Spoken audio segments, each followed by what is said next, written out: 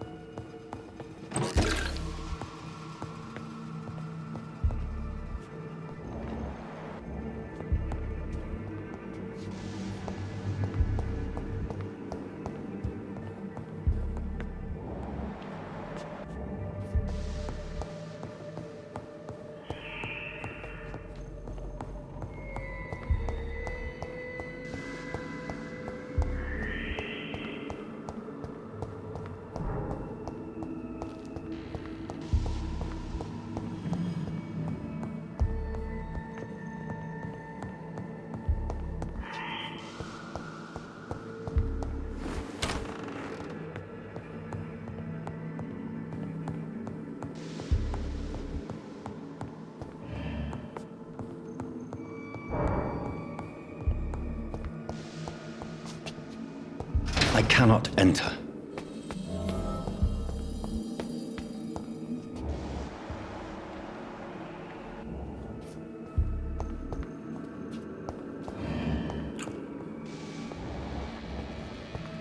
Balls of Mars, fortifiers. As popular as they are ineffective. But they do contain iron tartrate, and that might prove itself useful.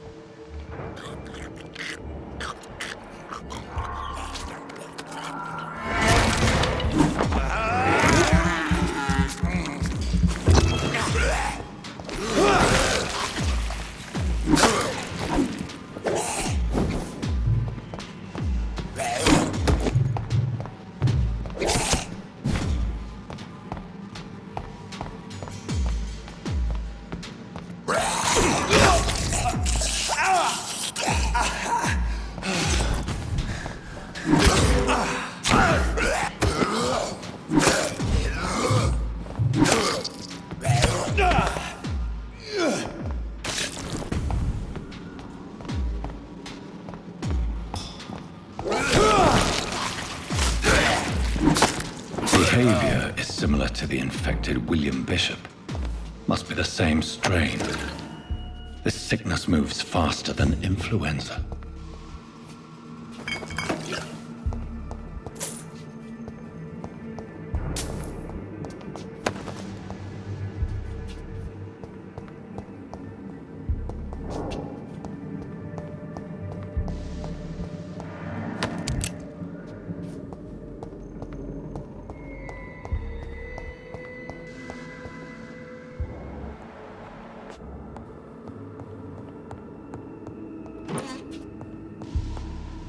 This key will surely grant me access to the basement.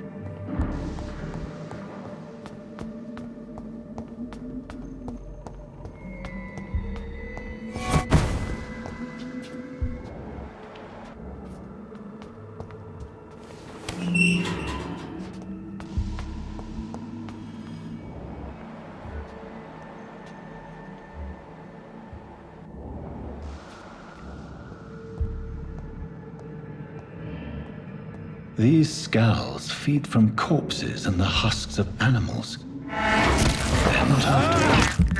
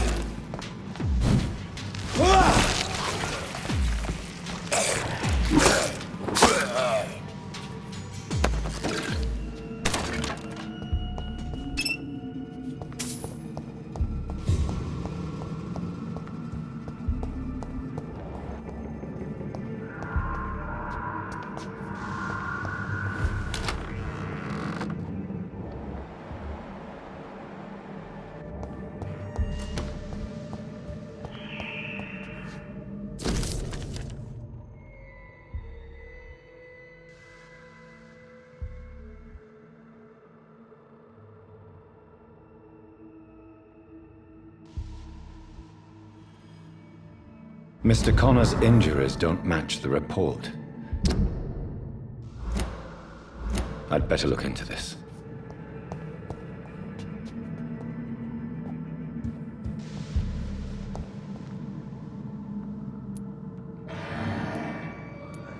The chest was originally opened to perform the operation.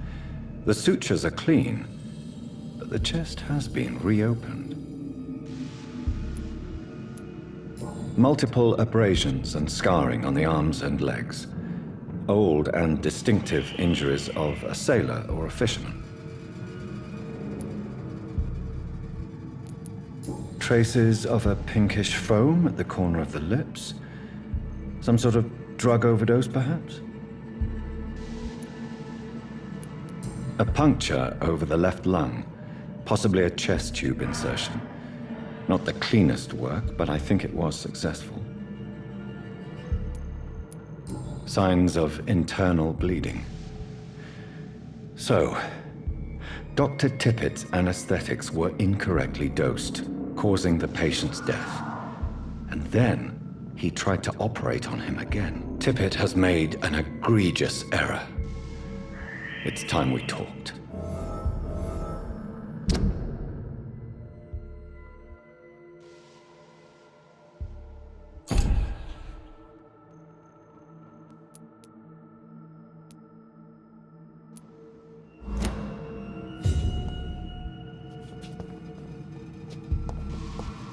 It's locked, all right.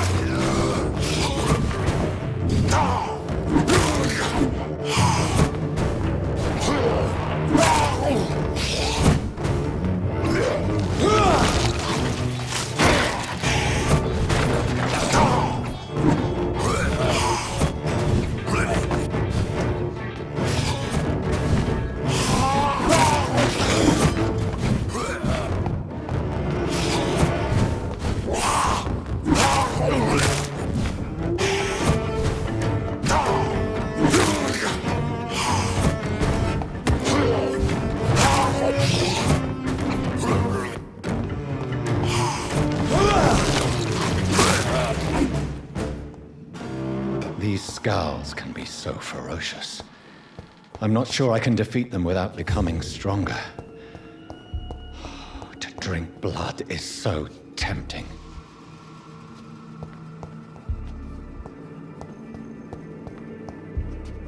Sodium hypochlorite. Dangerous to administer, but efficient in the proper dosage.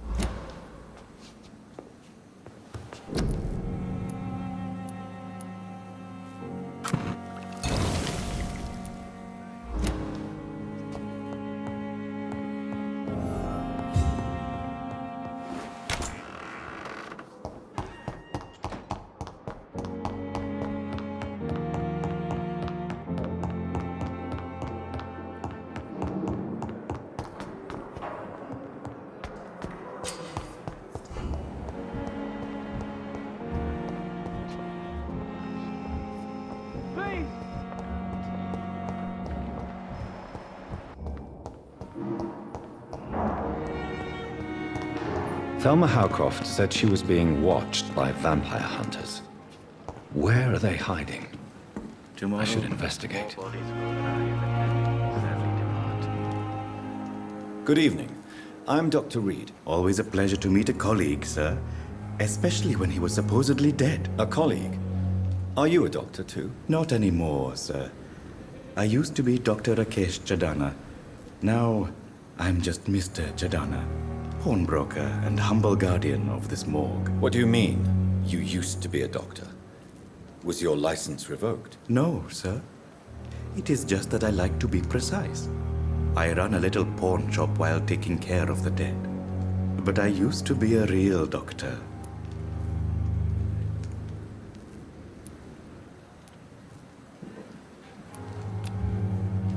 Please show me what you have to sell. Of course.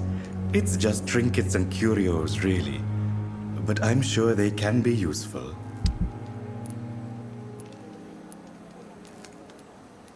Tomorrow. Good evening. Are you afraid or uneasy being surrounded by so many corpses? Why should I? These bodies are empty vessels. Flesh left to decay. Poof. No soul anymore. All gone. How did you get this job? After I left the army, I worked as an undertaker down by the docks. A dangerous place with many an unpleasant business there. Milton Hooks helped me get a job here. An interesting point of view. And quite an exotic one, too. Most people fear, or at least have a respect, for dead flesh. Sir, as a medic during the war, I learned to face my death and the death of others. It's the pain we have to tame, not death itself.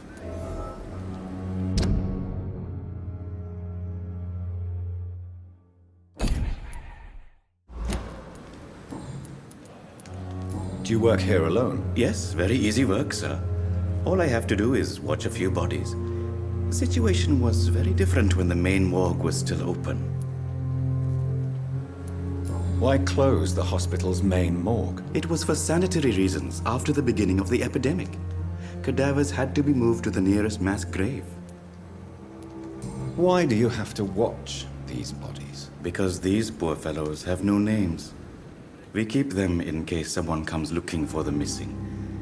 Sadly, very rarely happens. Have we met before? I don't think so, sir. Why? When we first talked, you said you were glad to meet me since I was reported dead. Funny story, sir. Your sister came here a few nights ago. You were missing, and she was looking for your body. She must be very relieved now. Goodbye, Mr. Chidana. Tomorrow, more bodies will arrive.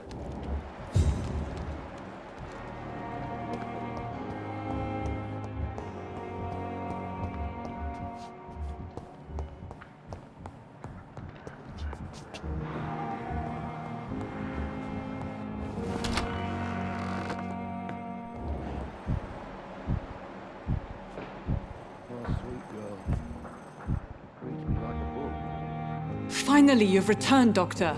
Did you find anything of value? Yes, nurse. You've worked your first miracle, Doctor. Now, this patient here needs immediate treatment. Duty calls. When the storm has passed, I'll show you how to mix the remedy yourself with the same basic ingredients. Many thanks, Doctor. When you've finished, you ought to report to Dr. Swansea in his office. He's been looking for you. Seemed pressing.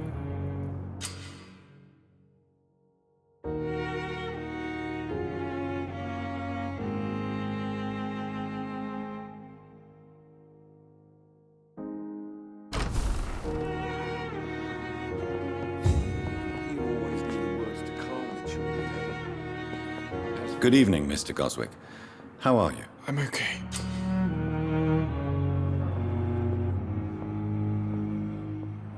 Do you need any help? I'm afraid I may, sir. I don't mean to be a burden. You are not a burden, sir. Healing you is my responsibility. And you have my gratitude for that. Do you need any help? Thank you, Dr. Reed, but you've done enough already. The rest is up to me now. How painful is your throat, Mr. Goswick? So painful I'd rather not talk at all, Doctor. I'm sure you realize a doctor and his patient have to communicate, sir. Would it help if I gave you some paper and a pen? Not really. I see. Then maybe it's not just your throat that hurts, Mr. Goswick. Perhaps your sore throat is just the consequence of something more hurtful. Yes, maybe. But I don't want to talk or even write about it now.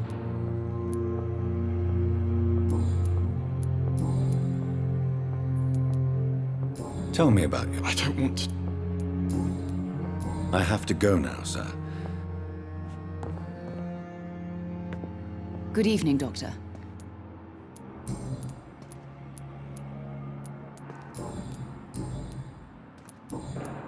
Goodbye, Mrs. Goswick.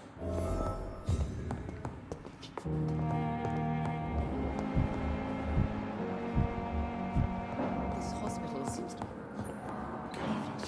Good evening, Dr. Strickland. And tell me more about your willingness to experiment with new medical techniques. Harvey Fiddick is a patient suffering from a severe injury that could cripple him if not treated correctly. I'm convinced your blood transfusion technique could help him. What is it you really want? To save him, or to prove your point? Fair question. I want nothing but to save my patient, Dr. Reed. Especially since I know Mr. Fiddick's story. This personal involvement could also appear to be a lack of impartiality. You must know that a good surgeon must remain neutral. I agree. But that does not excuse Dr. Ackroyd's behavior. A man who did not even take time to converse with his patient. Do you think keeping his distance was a mistake? All I know is that I'm taking care of human beings with desires, hopes, and fears. Not some biological machine comprised of blood, bones, and flesh.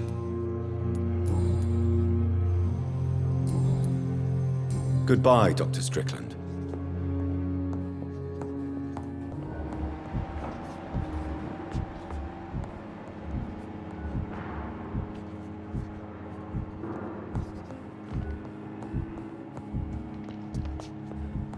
You always knew the words to calm the children.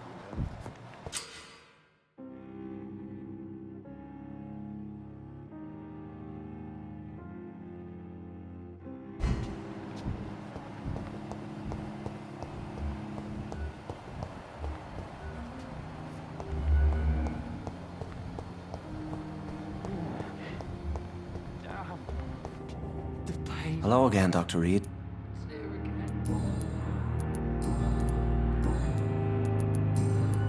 Goodbye, Mr. Hampton.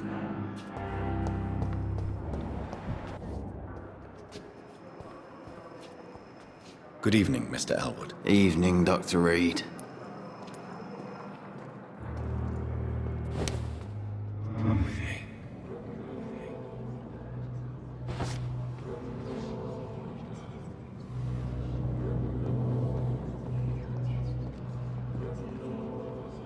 I wonder why the Goswicks came here in the first place.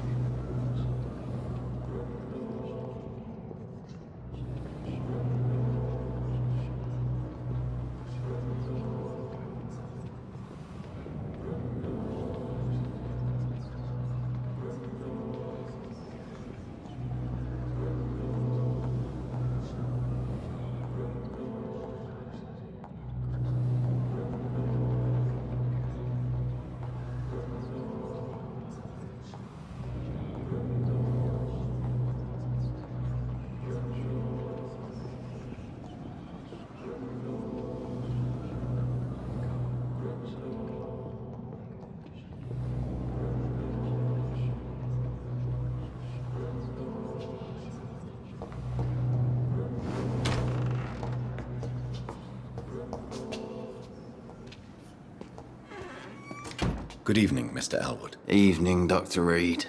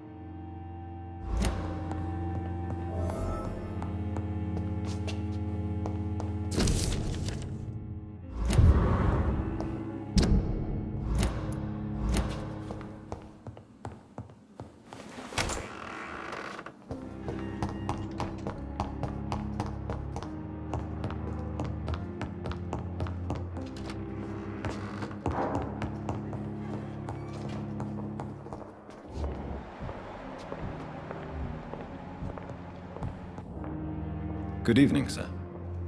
So it is true. The famous Dr. Reed has joined us. I can't think of any better news during these terrible times. Do we know each other?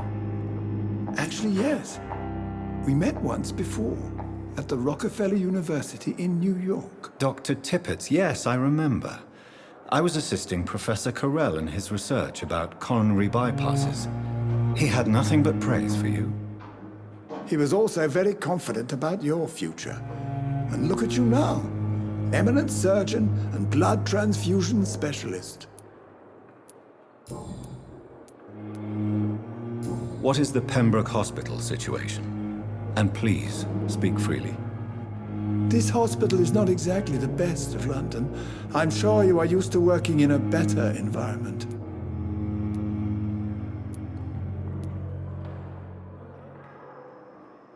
I can't say I'm thrilled to be working here, but to be honest, I didn't have much of a choice. Don't be misled by appearances, Dr. Reed. This hospital does not lack talented people. It just lacks hope. What can you tell me about the staff in the hospital? Some are really good, and others are not so good. But during this troubled period, there is no time for slander. I prefer to focus on the positive character traits. Any opinion about the management? I don't always agree with Dr. Swansea's reserve, but I must admit he does all he can to keep this facility running during this crisis. Ah, yes, the burden of command. I was fed up with this concept while serving as a medical officer. Don't get me wrong. Swansea's a good administrator. I just wish he would get out of his office now and again. Tell me more about cherished people, then. Nurse Brannigan is a pearl. She is the most helpful and dedicated nurse I've ever worked with. A clever and cheerful woman. You really seem to admire her skills.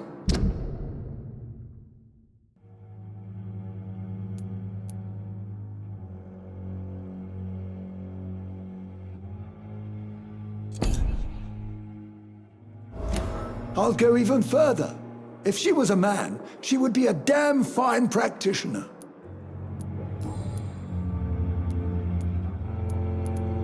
What can you tell me about the staff in the hospital? Some are really good, and others are not so good. But during this troubled period, there is no...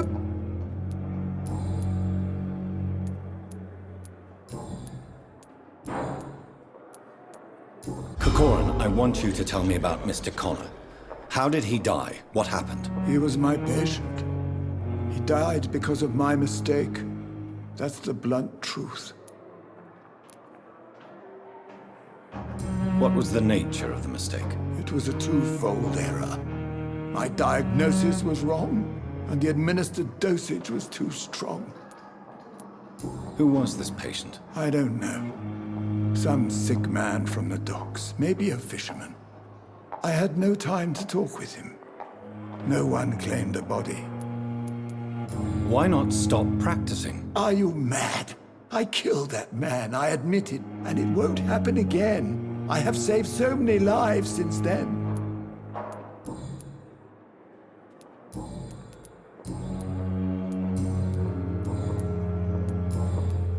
Goodbye, Dr. Tippett.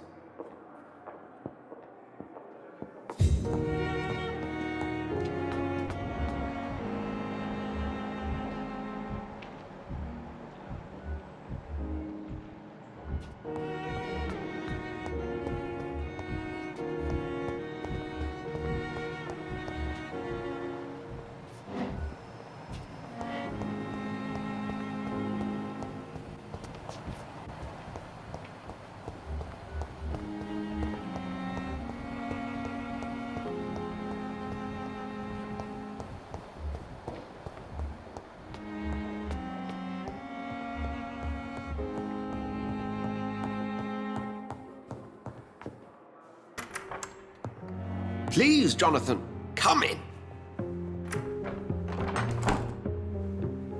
Fascinating, is it not?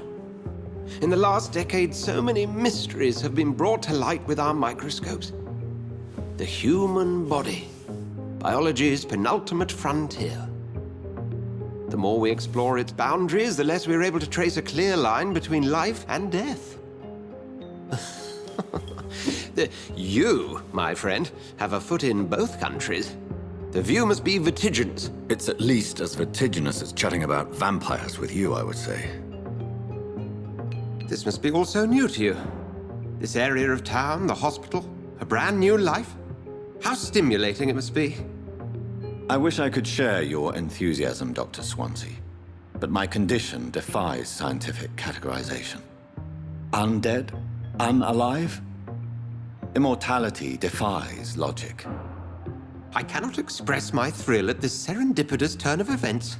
The world's most eminent specialist in blood transfusions, a vampire. One might say a gift from heaven.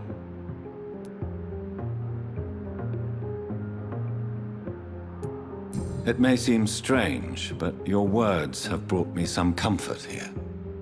Forgive me. I've been an admirer of your work for a long time, and now you are so much more than a brilliant physician. And please, call me Edgar.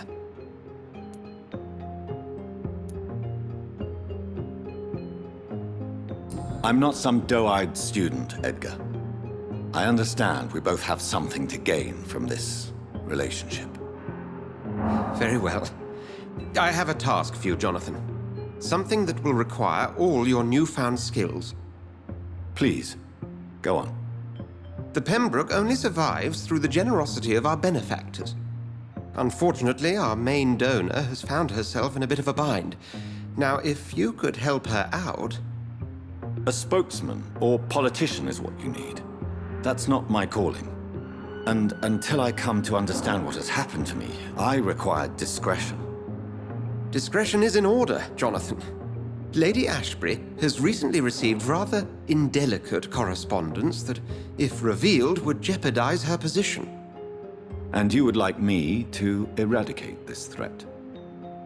By the stole, of course not. I would just like you to pay her a visit. Her ladyship is certainly near the tents outside, tending the sick. You can't miss her. Look for someone impossibly delicate. Accepted. I'll see what kind of trouble Lady Ashbury is in.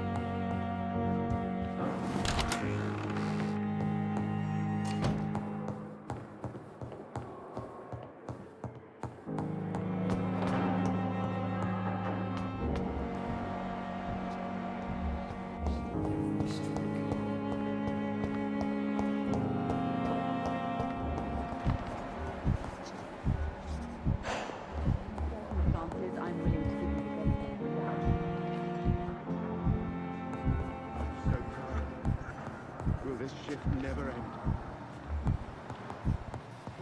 I will not let you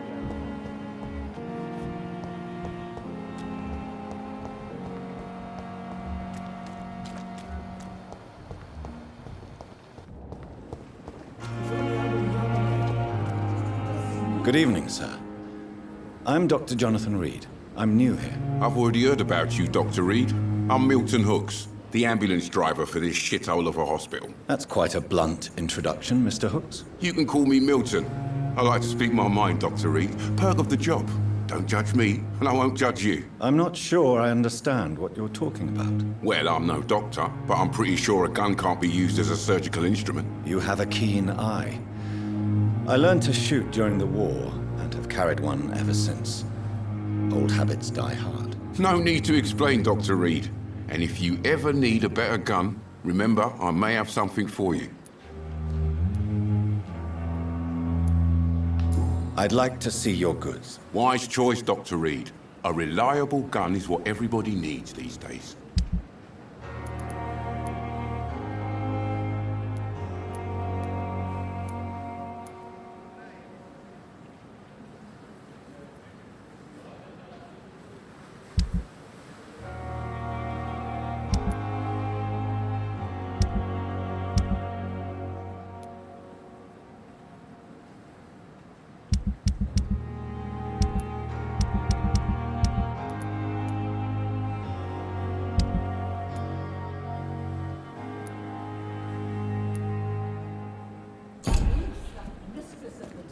Good evening, Milton. Good evening, Doctor.